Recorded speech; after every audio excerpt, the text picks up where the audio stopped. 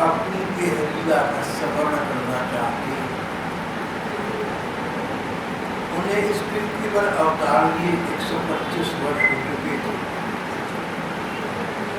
और कहीं कहीं ये आभास ही बैठे अब श्री कृष्ण अपनी अवतारी क्रिया समाप्त करके अपने नित्य धाम में चले जाएंगे, नित्य उपस्थित हो जाएंगे। उद्धव जी श्री कृष्ण के सखा थे, सचिव थे, इनके प्रेमी भक्त थे, सदा छाया की भांति उनके साथ रहते थे। उनको एक चिन्ह मिला तो अधीर हो गए, भाग्य में श्री कृष्ण के पास आ गए, एकांत में श्री कृष्ण के पास आए, उनके चरणों पर अपना सिर टिका दिया।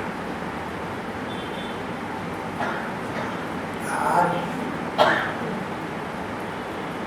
श्री उद्धव जी बदले से थे। मन को पता था कि मेरे परम सखा, परम प्रिय, परम स्वामी श्री कृष्ण अब यहाँ से अपनी नित्य धाम में जाने वाली है। मन में दुख था, निराशा थी, विचित्र प्रकार की भावनाएं थी। और फिर ये बात कि श्री कृष्ण अपनी अवतारी लीला समाप्त कर रहे हैं, नित्य स्वरूप में स्थित हो रहे हैं, उद्धव जी को बोझ हो आया। मैं तो उनके साथ बहुत हिल-मिल गया था और अक्सर और प्राय भूल जाया करता था कि ये श्री कृष्ण साक्षात भगवान हैं, मानव रूप में केवल लीला कर रहे हैं, नाटक कर रहे हैं, खेल कर रहे हैं।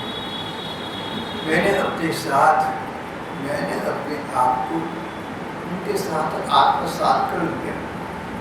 पर सत्य तो यही है, भगवान है, अवतार लेकर आई हैं, वापस धाम को जाएंगे। इस प्रकार के अद्भुत अनेक विचार उद्धव जी के मन मस्तिष्क पर आच्छादित हो रहे थे, हावी हो रहे थे। भारी दिल से आकर उन्होंने श्री कृष्ण को देखा, सदा की भांति मुस्कुराकर बात नहीं कर सके। अपने सजल नयन थे, आंखों में आंसू भरे थे, दास्य भाव जाग गया था, भक्त भाव जाग गया था। आई श्री कृष्ण के चरणों में प्रणाम किया, फिर हाथ जोड़कर अपने हृदय का निवेदन श्री कृष्ण के प्रति समर्पित करने लगे। उद्धव जी ने कहा, स्वामी आप चाहते तो ब्राह्मणों जो श्राप दिया कि यदुकुल आपका वंश गृह युद्ध में परस्पर कलह क्लेश में समाप्त हो जाएगा। आप चाहते तो इस श्राप का निर्मूल कर सकते थे, आप चाहते तो श्राप लागू न होता। आप तो सर्वसमर्थ हैं। तो मैं समझ गया कि ब्राह्मणों का यदुकुल को श्राप देना आपकी इस अवतारी क्रिया का एक दृश्य है। आप ही की इच्छा से ऐसा हुआ है, आप ही चाहते हैं। इस प्रकार यदुवंश का विसर्जन होने पर आप स्वयं ही अपने धाम को चली जाएंगे। ये सब आपकी इच्छा से हो रहा है। पर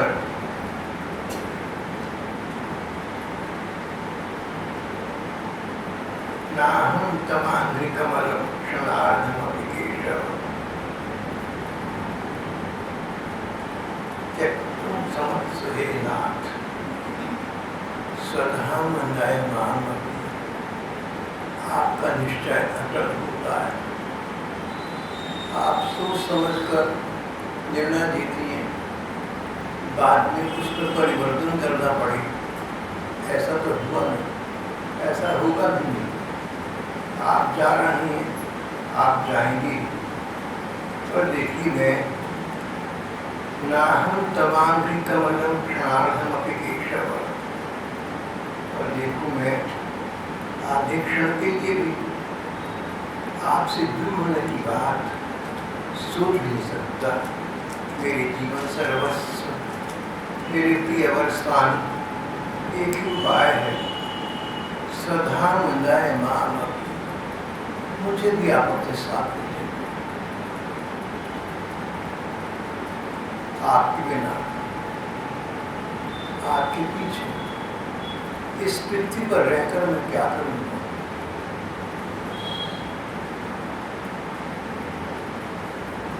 आप मुझे आपके साथ लीजिए, अपने धाम को लीजिए, स्वधा मंदाय माम।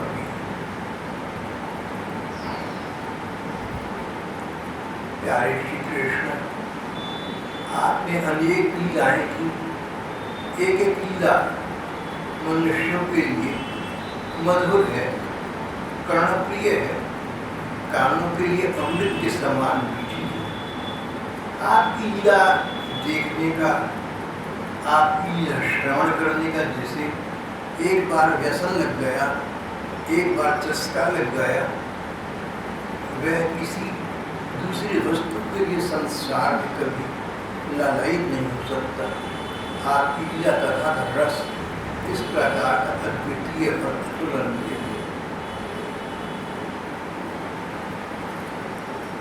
जिस प्रकार की आपकी लीला इस संसार में कर्णप्रिय, व्यक्ति मात्र को मधुर करने वाली, अमृत सरीखी, आपकी लीलाओं का इतना महत्व है, आपकी लीलाओं की इतनी महिमा है, आपकी लीलाओं का जनमानस पर इतना प्रभाव है। तो सोचिए, हम जो आपकी इस लीला के पात्र रहे हर समय, आपके बिना हमारी क्या स्थिति है? जब आपकी की गई लीलाएं इतनी मधुर, आकर्षक और मनमोहक हैं, तो आपकी इन लीलाओं के पात्र तो हम ही रहे। इन लीलाओं में हमने भाग लिया, नहीं तो कैसे लीला होती आपकी? एकांत में अकेले में तो लीला नहीं हुआ करती। आपके हम प्रेमी भक्त हैं, हमारे साथ आपने लीलाएं की। अगर लीला सुनने वालों को, कहने वालों को इतना रस मिलता है, अतुलनीय, अद्वितीय, तो हम जो आपकी इस लीला के पात्र रहे, आपके इस नाटक के पात्र रहे, आपके बिना रहना हम सोच भी कैसे सकते हैं भगवान? कर्ण पीयूषमास्वाद्य, ठाकुर हम जो उठते बैठते सोते जागते घूमते फिरते आपके साथ रहेंगे। आपके साथ हमने स्नान किया, मित्र मित्र मिलकर साथ साथ स्नान करते हैं। आपके साथ मिलकर हमने स्नान किया है, खेल खेले हैं, भोजन किया है। हमारी एक एक चेष्टा आपके साथ होती रही। आप हमारे परम प्रियतम। ऐसी स्थिति में हम आपके प्रेमी भक्त आपको छोड़कर कैसे रह सकते हैं? श्याम सुंदर, मैंने आपकी धारण की हुई मालाएं पहनी है, आपके लगाए हुए चंदन का उपभोग किया है, आपके उतारे हुए वस्त्र पहने हैं, आपके धारण किए हुए आभूषण पहने हैं। इस प्रकार आपके उच्छिष्ट अपने आप को मैं सजाता रहा।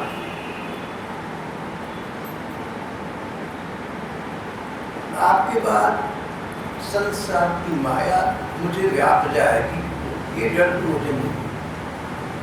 कोई भी माया, हम आपके प्रेमी भक्त हैं, हम पर प्रभाव नहीं डाल सकते। हमें आपकी माया का भय नहीं है, डर है तो केवल आपके वियोग का।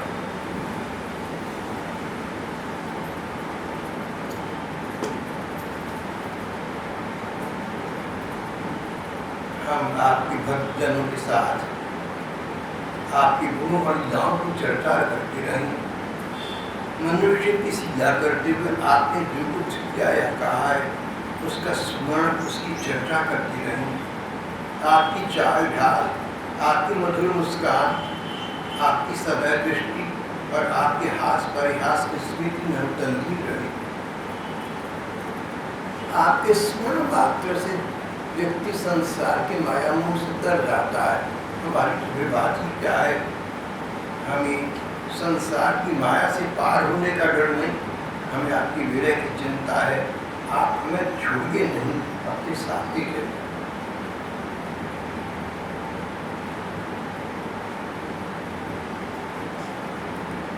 उद्धव जी इस प्रकार कहकर आंखों में आंसू भरकर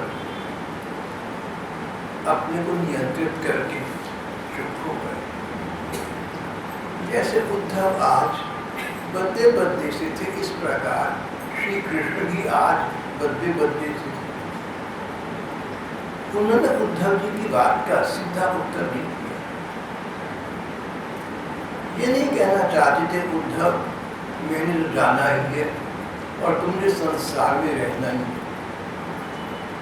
पर अपनी वार्ता के दौरान दो बातें स्पष्ट भी कर दी।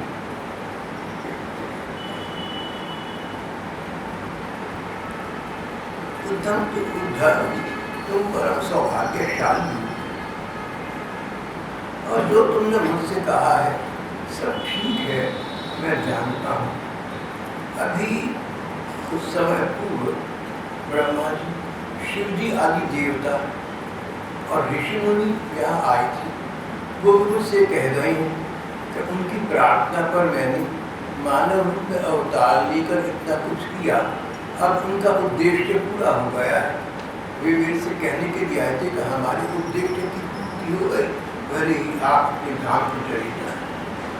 पृथ्वी पर जितना काम करना था उसमें पूरा कर दिया।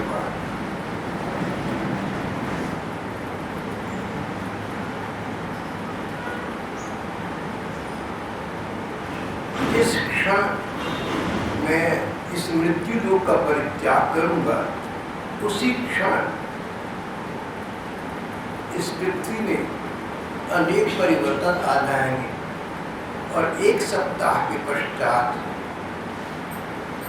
इस पृथ्वी पर कलयुग का बोलबाला हो जाएगा।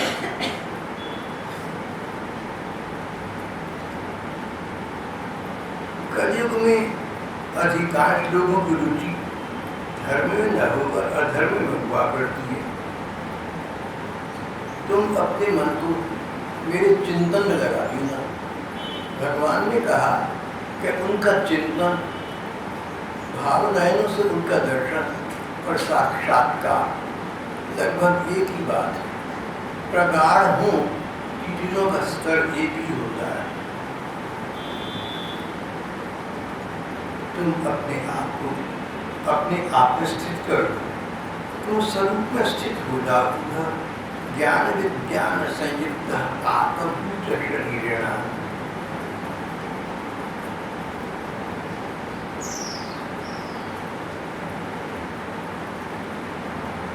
पश्यन् मदात्मकं विश्वं वैपद्येत वै पुनः।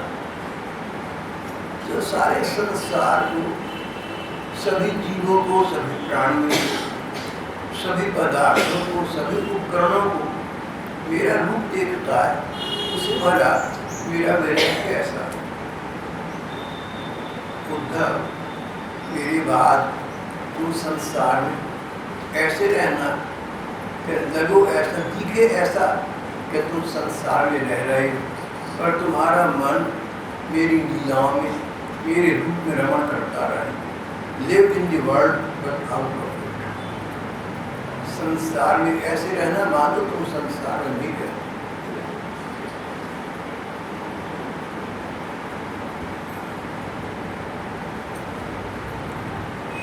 उद्धव जी समझ गए कि श्री कृष्ण का मुझे अपने साथ लेने का विचार नहीं। अगर उनकी इच्छा यही है कि उनके बाद भी मैं यहाँ इस पृथ्वी पर रहूं, तो मैं अपनी इच्छा उन पर आरोपित नहीं करना चाहता। तब सुखी सुखी जो श्री कृष्ण चाहते हैं, मुझे वही चाहना चाहिए। इनकी चाहत में, इनकी इच्छा में कुछ ना कुछ उद्देश्य छिपा होता है। कोई ना कोई कल्याण छिपा होता है, इसी में भला देखने मेरा संसार का, इसलिए ऐसा कह रहे हैं बड़े कष्ट के साथ। पर सच्चे प्रेमी उद्धव, सच्चे प्रेमी, सच्चा प्रेमी वो जो प्रेमास्पद की इच्छा के अनुसार चले, न कि अपनी इच्छा के अनुसार। उद्धव की अपनी इच्छा थी श्री कृष्ण के साथ चले जाने की, श्री कृष्ण की इच्छा थी वे अभी कुछ समय इसी संसार में रहे। उद्धव जी ने अपनी इच्छा को श्री कृष्ण की इच्छा में मिला दिया, उसको समाप्त कर दिया। मन में निर्णय कर लिया कि जो मेरे प्रभु, मेरे सर्वस्व, मेरे ठाकुर चाहते हैं, मेरे जीवन प्राणाधार चाहते हैं, मुझे वही करना चाहिए। फिर पूछ बैठे एक प्रश्न, श्याम सुंदर एक बात बताओ, कलयुग आ जाएगा, संसार में धर्म की वो स्थापना तो रहेगी नहीं जो तुम्हारे सामने। इस प्रकार के संसार में एकांतिक वृत्तियों को धारण करता हुआ मैं कैसे रहूँगा? आने वाले युग में मनुष्य जीवन में शांत रह सके, सफल रह सके, तुम्हारा चिंतन कर सके, ये सारे कार्य एक साथ हो सके, इसका क्या उपाय है?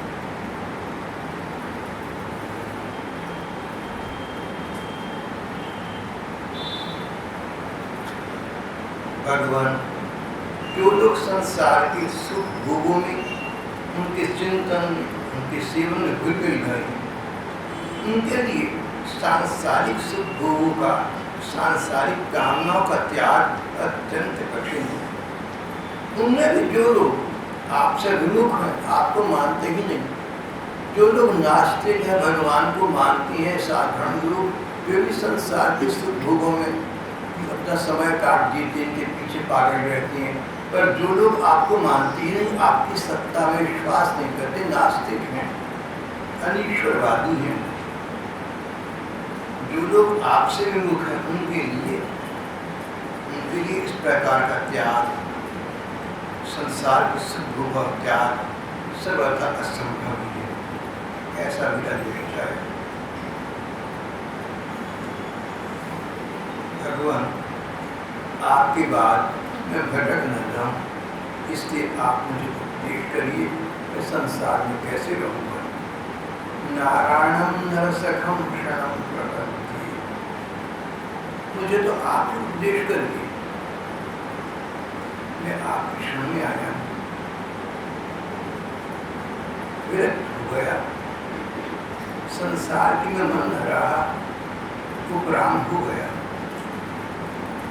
आप सच्चे स्वामी हैं, सच्चे प्रियतम हैं, श्री कृष्ण, आपकी सारी सात तत्व की बातें मुझे बताइए।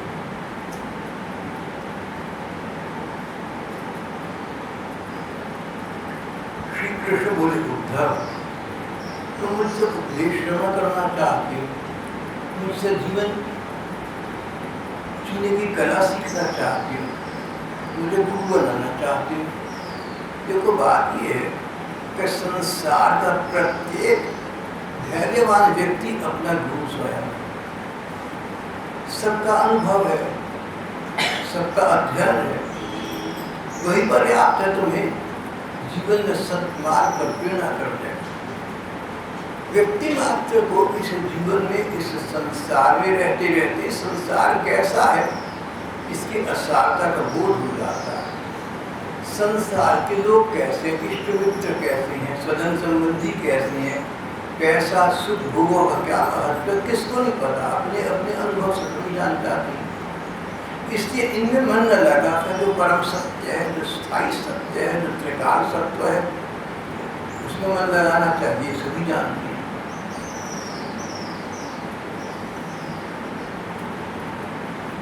मनुष्य का अपना आत्मा, मनुष्य स्वयं अपने हित का, अपने अहित का उपदेशक गुरु है। अपने को उपदेश देने के लिए मनुष्य स्वयं अपना गुरु है। अपना भला, अपना बुरा किसी नहीं पता। एक बार एक व्यक्ति किन्हीं महात्मा के पास गया, बोला, गुरुदेव, कृपा पूर्वक आप मुझे उपदेश करें, मुझे बताएं क्या करना चाहिए। ऐसा नहीं करना चाहिए, विधि निषेध का उल्लेख प्रदान कर। सिद्ध महात्मा मुस्कुराती बोले, भैया तुझे ऐसी क्या बात है जो नहीं पता, मैं बताऊंगा। सच बोलना चाहिए, तुझे पता है? हाँ जी। तो मैं क्या कहूँ? किसी का दिल न दुखाना, किसी की हानि न करना, किसी का भाग मत छीनना, सब बातें तुझे पता है। सबका भला करना, बुरे के साथ भी वैर मत करना, शत्रु के साथ भी मित्रता का व्यवहार करना। भैया कौन सी बात है जो तुझे मैं बताऊंगा, तुझे नहीं पता है? महात्मा ने बड़ी ठीक बात है। बुरे व्यक्ति मात्र को अपने हित अहित का बोध है, अपने भले बुरे का पता है। तो तू अपने को अपना गुरु मानकर जो तेरा अंदर आत्मा कहे, तेरा मस्तिष्क कहे, उसके अनुसार चल, तुझे प्राप्ति हो जाए। यहाँ पर भगवान ने कहा, उद्धव, व्यक्ति स्वयं ही अपने हित अहित का उपदेशक हो। यही बात पहले भगवान ने गीता में दोहराई थी, स्वयं शत्रु च मित्रे च। मनुष्य अपना शत्रु मित्र स्वयं।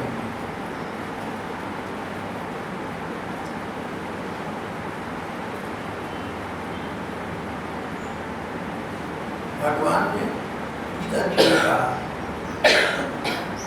कि मनुष्य अपने द्वारा अपना कल्याण कर सकता है।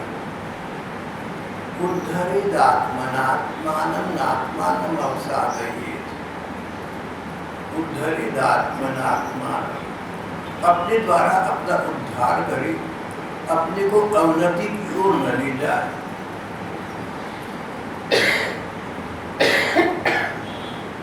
किस मद्यप को, किसी शराबी को ये नहीं पता कि शराब पीना अच्छा नहीं।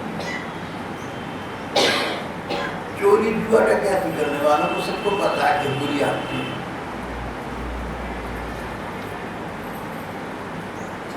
श्री भगवान ने कहा, व्यक्ति अपने भले बुरे का बोध कराने वाला अपना गुरु स्वयं ही है, क्योंकि मनुष्य अपने अनुभव और अनुमान के द्वारा निर्णय करने में समर्थ है।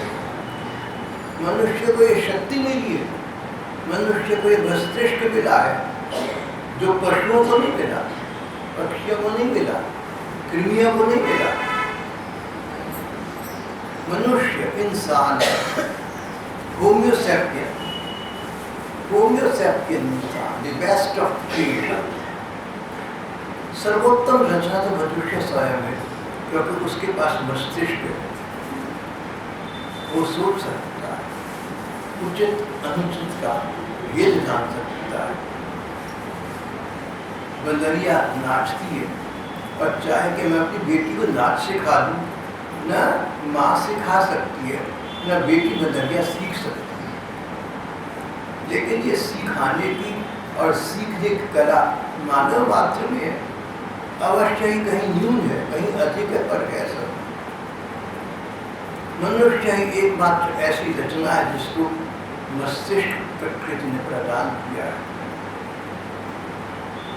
मनुष्य अपने अनुभव का लाभ उठाए। तुम संसार में आ गए, जितने बरस के हो गए, अब तक का संसार तुम्हें कैसा लगा? अपने कौन थे तुम्हारे, पराये कौन थे? कौन सदा साथ रहने वाला है? सब बातें पता। संसार में रहते हुए अपना अनुभव ही हमें बता देता है कि उचित और अनुचित किससे कहते हैं। और जब अनुभव हो गया तो अनुभव के आधार पर हम अन्य बहुत अन्य बातों का हम अनुमान भी लगा सकते हैं। इन्फरेंस एंड हम बहुत बातों को अपने मन से सोच सकते हैं। जब संसार का अनुभव हो गया, जीवन का अनुभव हो गया, तो अन्य बहुत सी बातें जिनका अनुभव नहीं है हमें, उनका अनुमान हम अपनी मस्तिष्क शक्ति से लगा सकते हैं। इंडक्शन डिडक्शन के माध्यम से हम कितने कंक्लूजन ड्रॉ कर सकते हैं, इन्फरेंसेस ड्रॉ कर सकते हैं। अब तुमने देखा, जहाँ गए तुमने कौओं को देखा, कौवे काले होते हैं, अनुभव हो गया तुम्हारा। जहाँ जहाँ गए कौवे काले दिखे। अब तुम किसी दूसरे शहर में चले गए तो कौवा काला होता है ये जानने के लिए तुम्हें किससे पूछने की जरूरत नहीं है, पता है कौवे काले होते हैं। परदेसी तुमसे पूछे भैया कौवा कैसा होता है, तुमने कहा काला होता है। अनुभव था कि कौवे काले होते हैं, तो प्रदेश में जाकर भी अनुमान लगा दी कौवे काले होते हैं।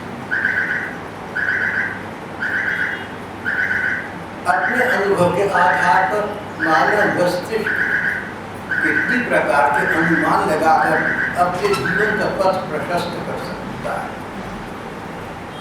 श्री भगवान इस समय उद्धव जी को समय के अवसर के अनुकूल बात कह रहे हैं, बहुत ठीक कह रहे हैं। सिद्धांत ये मोटी बात तो यही है कि मनुष्य अपना पथ प्रदर्शक स्वयं है और हो सकता है, लेकिन कहीं कहीं ऐसा भी होता है कि मनुष्य को अगर उचित गुरु मिल जाए तो उनके द्वारा वो अपने लक्ष्य पथ पर बेहतर ज़्यादा अच्छा चल सकता है। गुरु परंपरा का इसमें महत्व हीनता नहीं है। यहाँ ये नहीं कहा गया कि उपदेशक और महत्व और उपदेशक और गुरुजन व्यर्थ हैं। नकारात्मक बात नहीं कही गई, सकारात्मक बात की गई। अगर हमें कोई पथ प्रदर्शक न मिले, अगर कोई अध्यापक मिले तो इसका अर्थ दोबारा करूँ, अगर किसी बच्चे को कोई अध्यापक पढ़ाने वाला न मिले तो उसको चाहिए अपने आप पढ़ाई करे, पुस्तकों से करे, सहायक पुस्तकों से करे, आसपास वालों से करे, ये नहीं छोड़े। उद्धव कह रहे हैं कि श्री कृष्ण तुम जा रहे हो, मेरा कोई संसार में नहीं रहा। इसको सुनकर श्री कृष्ण का अगर ऐसी बात है तो तुम्हारा अपना अनुभव तुम्हारा प्रश्न करते हैं।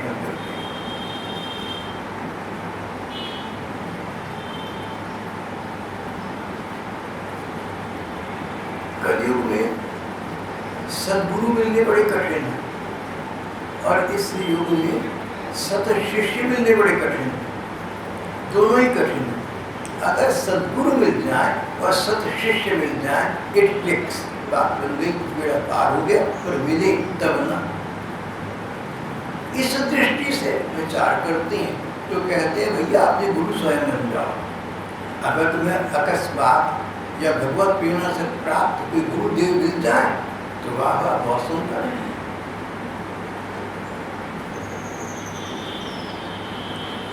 मनुष्य का आत्मा अपने हित और अहित का उपदेशक गुरु है, क्योंकि मनुष्य अपने अनुभव से और अनुभव के बाद अपने अनुमान के द्वारा अपने भले बुरे का निर्णय करने में स्वयं समर्थ है।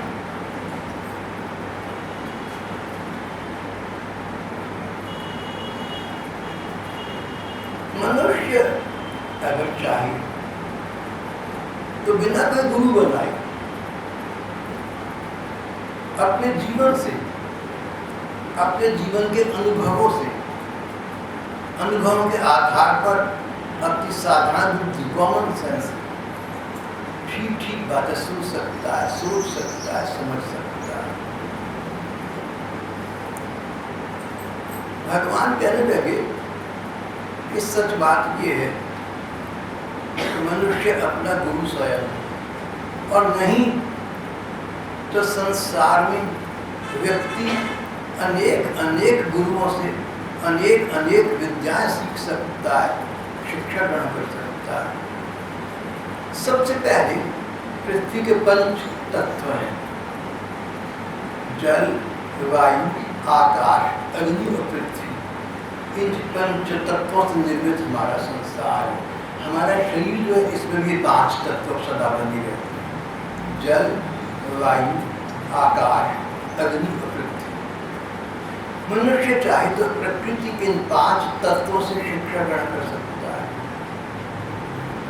सूर्य चंद्रमा से शिक्षा ग्रहण कर सकता है, बालक बालिका से शिक्षा ग्रहण कर सकता है, पशु पक्षियों से शिक्षा ग्रहण कर सकता है।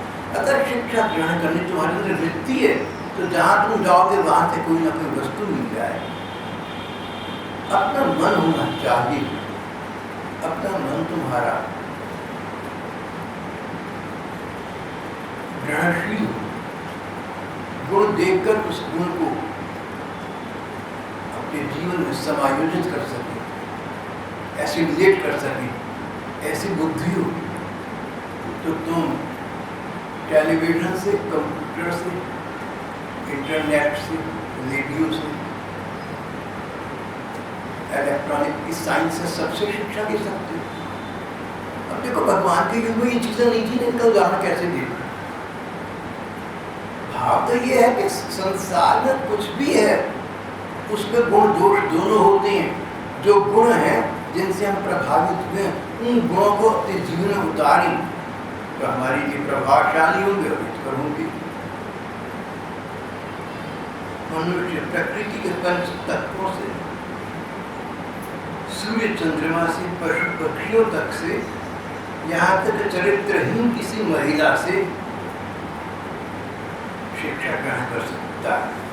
और सर्वोपरि बात, अपना शरीर ऐसा है कि यही तुम्हें शिक्षा दे रहा है। तुम चाहते स्वादिष्ट खाने खाना, लेकिन किसी रोग हुआ अब तुम्हें डर लगना कि ये चीज खाऊंगा तो ऐसा हो गया। कई छोटे छोटे बच्चे यहाँ आते हैं, हमें तो अपने बचपन का पता है, वो कहते गोली टॉफी खा लो, बड़े डरे हुए मुंह से, घबराए चेहरे, नहीं हम गोली टॉफी नहीं खाते। क्यों? दांत खराब हो जाती है, गला खराब हो जाता है, चीजें अंग खराब होते हैं। ये बात मुझे बच्चों से पता लगी, अपने समय मुझे तो नहीं पता। गर्मी लग जाती है, सर्दी लग जाती है, गर्म सर्द हो जाता है, जुकाम हो जाता है, होते हुए कभी पता नहीं। मेरे विचार आपको भी नहीं आया होगा, छोटे बच्चे थे आप, क्या ख्याल था? कुछ नहीं। माँ कहती सारा दिन चढ़ती रहती, जैसे पशु चढ़ता घासे की मुँह मारा, तो माँ बच्चों को हमें सारा दिन चढ़ती रहते, कभी से बैठा करो। अभी तो हम चढ़ते रहते थे, जबकि गाय बैल थे फिर भी चढ़ते थे। आजकल के बच्चे घुरा जाते हैं नाम। इस प्रकार की कोई वस्तु ढूंढना नहीं, इससे ये हो जाता है। उनको इतना ज्ञान है जितना हमेशा अब जाकर हुआ।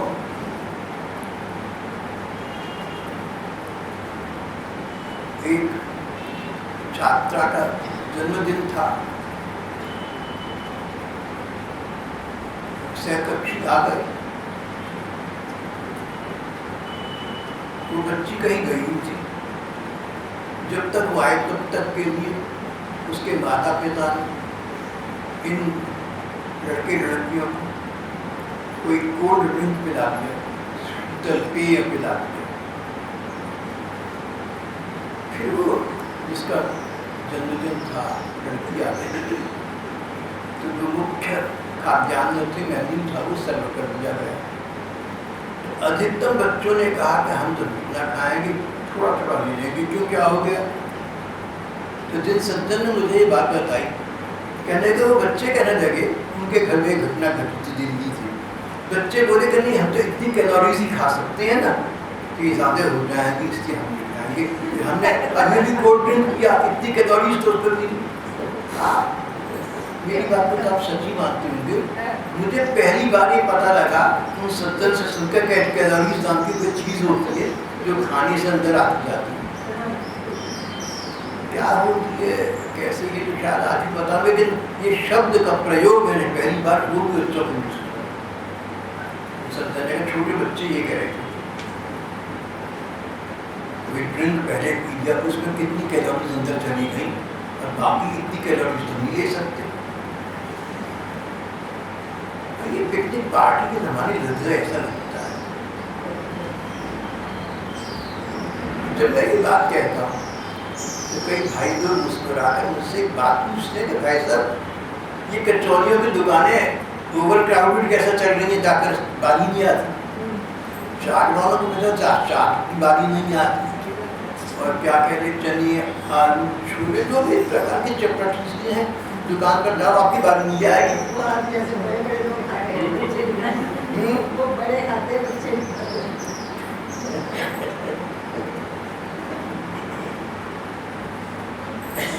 तो ये जो शरीर है हमारा, इसका बहुत ध्यान रखना पड़ता है। कि रोग है तो खाने पीने चीज़ों की मनाही हो गई, शर्करा रोग लग गया, डायबिटीज हो गई, चीनी मत खाओ, रक्तचाप हो गया, ब्लड प्रेशर हो गया तो नमक मत खाओ, कोई हार्ट की विकृति, कोई एंजाइना हो गया तो तली हुई चीजें मत खाओ, चिकनाई मत खाओ। तो मैंने डॉक्टर से कहा कि डॉक्टर, न तो मैंने मीठा खाना है, न नमक खाना है, न चिकनाई खानी है, तो मैं खाना बंद कर दूँगा, पानी पी लूँगा। बोले पानी मत पी लेना, पेट को खराब कर देगा। अगर तुम एम्प्टी स्टमक पर पानी पियोगे पेट खराब कर देगा, यही पानी भी नहीं पीना। बस अब क्या रह गया खाने पीने के लिए रह गया गुस्सा। बस गुस्सा पियो कर वो काफी है। खाने को क्या रहेगा, खाने को रहेगा दूसरा दिमाग खाओ और गुस्सा पियो।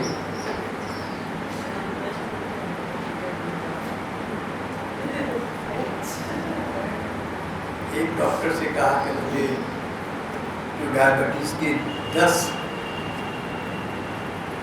कष्ट माने गए हैं, विकार माने गए, उनमें से बस एक है, 9 मुझे नहीं है, पता नहीं क्या बात है। बोले कौन सा एक है? मैं तो चिढ़ना, उत्तेजित होकर बोलना ना, नहीं तो अपने शुरू से शायद वो मुझे प्रोत्साहित करना चाहती थी कि नहीं डायबिटीज की वजह से नहीं है, गुड फेज में बोले तो वैसे पहले से अच्छा।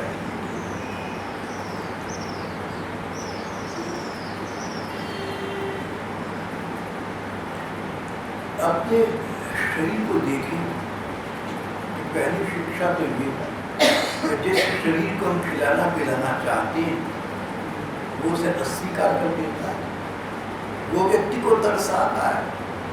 जिन लोगों को खाने पीने का शौक है, मीठा खाने का या चटपटी नमकीन चीजें खाने का, उनका बड़ा कठिनाई। जिनको शुरू से स्वभाव नहीं है उनको कोई कठिनाई नहीं, लेकिन जिनको इन चीज़ों का शौक है, शौक है तो बुराई भी नहीं है, उन लोगों के लिए बड़ा कठिन है कि ये नहीं खाना, वो नहीं खाना। शरीर में अनेक रोग हो जाते और अनेक विकृतियां उत्पन्न हो जाती। अपना मन, तन के अतिरिक्त अपना मन कहीं अपमान सुने और महसूस करे तो कष्ट पाता रहता है। अपना मन ही हमें कष्ट दे रहा है, हम घुट रहे हैं, दुख पा रहे हैं, पेट पा रहे हैं।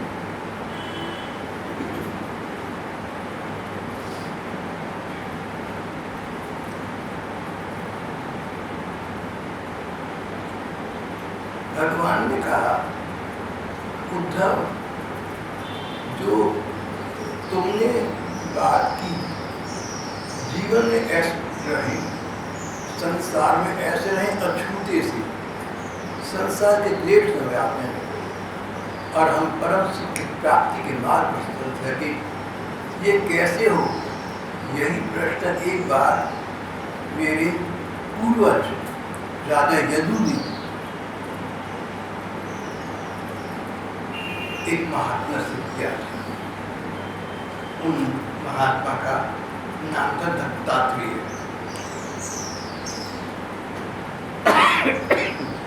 दत्तात्रेय जी उच्च कोटि के महात्मा थे, सिद्ध संत थे, संसार धर्म से ऊंचे उठ चुके थे, उन्मत्त भ्रमण करते थे, प्रसन्न चित्त रहते, शरीर स्वस्थ, करना धरना कुछ भी नहीं, पर प्रसन्न स्वस्थ। जब राजा यदु ने देखा कि ये अद्भुत करते कुछ नहीं, कोई नियम नहीं, स्वास्थ्य को लेकर कुछ चिंता नहीं, लेकिन प्रसन्न चित्त रहते हैं, स्वस्थ मन से रहते हैं, तो उनसे पूछा कि महाराज जी, मैं आपकी इस परम सफलता का, इसका कारण जानना चाहता हूँ। ना तो आप कुछ मेहनत करते हैं, ना आप कोई धनार्जन करते हैं, ना आपको कोई परिवार, आपका तो संसार से कोई संबंध नहीं है, पर हैप्पी माइंड की नहीं, हैप्पी बॉडी, आपका तन भी प्रसन्न, आपका मन भी प्रसन्न, इसका क्या रहस्य है, इसका क्या भेद है अगर आप कुछ थोड़ी सी भी मुझे योग्यता समझते हो तो कृपा पूर्वक आप मुझे ही बता दें। राजा यदु समझदार बुद्धिमान देश काल पात्र की स्थिति के अनुसार बात करना जानते हैं। उनका वर्चस्व था संसार बड़ा नाम था, लेकिन आज एक सिद्ध महात्मा सामने थे। उनके सामने सांसारिक उपलब्धियों का तो कोई क्षेत्र कोई भाव था नहीं। तो पृथ्वीपति राजा यदु सिद्ध महात्मा के चरण फिर प्रणाम किया। गुरुदेव, आप किंचित थोड़ी सी भी योग्यता समझते हो, आप मुझे उपदेश प्रदान करें, मैं आपका रहस्य जानना चाहता हूँ। श्री भगवान ने कहा, उद्धव जी, दत्तात्रेय जो उत्तर दिया वही उत्तर मैं आपके सामने दोहराना चाहता हूँ। दत्तात्रेय ने बड़ी समझ की बात की। दत्तात्रेय ने कहा कि राजन, मैंने 24 गुरुओं का इस संसार में आश्रय लिया है और उन्हीं के आचरण से इस संसार में अपनी शिक्षा ग्रहण की। जिस प्रकार जो कुछ सीखा है वह सब जो का त्यों जो बता रहा हूँ। मैंने पृथ्वी के पंच तत्व जल, वायु, आकाश, अग्नि और पृथ्वी, मैंने पहली शिक्षा के पंच तत्वों से। देखो पृथ्वी को इस कितना धैर्य रखती है, कितनी क्षमा रखती है।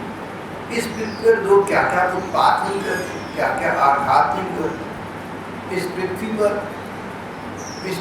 आघात होते हैं, इस पर बसें चलती हैं, ट्रेन चलती हैं, युद्ध करते हैं लोग, गोलाबारी करते हैं, एटॉमिक एनर्जी के एक्सपेरिमेंट्स करते हैं, विस्फोट करते हैं। पृथ्वी पर क्या क्या उत्पाद नहीं होते। एक उदाहरण मैंने आपको अपने पास से आज के युग के अनुसार दिए। यहाँ लिखा है पृथ्वी पर लोग क्या क्या उत्पाद नहीं करते, क्या क्या आघात नहीं पहुँचाते। वह न तो किससे बदला लेती है, न रोटी चिल्लाती है, न तो बदला लेती है किसी से और न दुख मनाती है। बदला नहीं लेती। कई भले लोग हैं जो बदला नहीं लेते, जो समझदार लोग हैं, विवेकमान लोग हैं, बुद्धिमान है, वे लोग बदला नहीं लेते। कई कायर डरपोक है, वो भी बदला नहीं ले सकते। मजबूरी का नाम महात्मा गांधी ने कहा था कि बदला न लेना बुज़दिल आदमी का गुण नहीं है, बहादुर आदमी का गुण है। बदला लेने की सामर्थ्य शक्ति होने पर बदला न लेना, इसका नाम क्षमा कर देना है। जैसे पृथ्वी है, ये क्षमा कर देती है, किसी से बदला नहीं लेती, न दुख मनाती। तुम बदला तो किसी से न लो, लेकिन दिल में दुख मनाओ तो अपने साथ अन्याय हो गया। अपने साथ ही अन्याय न करना, मैंने पृथ्वी से शिक्षा ली है। संसार के सभी प्राणी अपने अपने प्रारब्ध के अनुसार चेष्टा कर रहे हैं। समय पर भिन्न भिन्न प्रकार से जान या अनजान में आक्रमण कर बैठती हैं। मनुष्य को चाहिए उसे लोगों की स्वभाव की विवशता। ये बात बड़ा महत्वपूर्ण है, इसका विवरण और क्षेत्र संग्रह कर